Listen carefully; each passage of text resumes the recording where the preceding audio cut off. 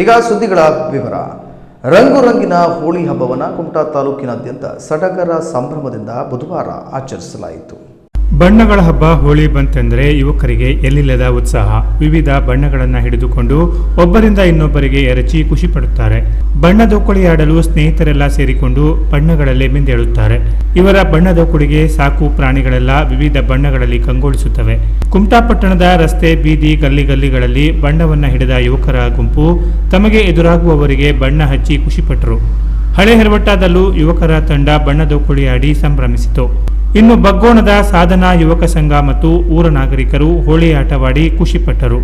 ಹಳೆ ಹೆರವಟ್ಟದ ಶಾಲೆ ಬಳಿ ಹಳೆ ಮೀನು ಮಾರುಕಟ್ಟೆ, ಗುಡಗಾರಗಲ್ಲಿ, ಪೈರಗದ್ದೆ ಮಾರ್ಕೆಟ್, ಬಸ್ ನಿಲ್ದಾಣ, ನೆಲ್ಲಿಕೇರಿ, ಚಿತ್ರಗಿ, ಗುಡಾಳ, ಗುಂದ, ಶಿಶಿಹಿತ್ತಲ ಸೇರಿದಂತೆ ಬಹುತೇಕ ಎಲ್ಲೆಡೆ ಹೋಳಿ ಆಟದ ಸಂಭ್ರಮ ಕಳೆಕಟ್ಟಿತ್ತು.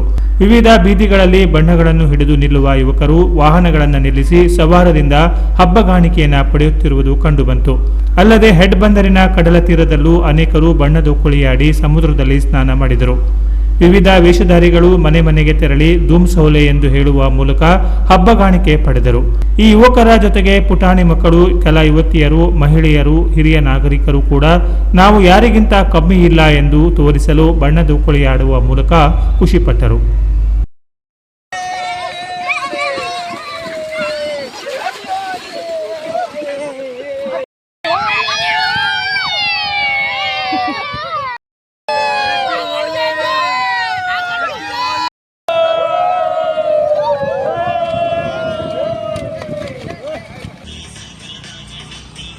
Okay, ready, action.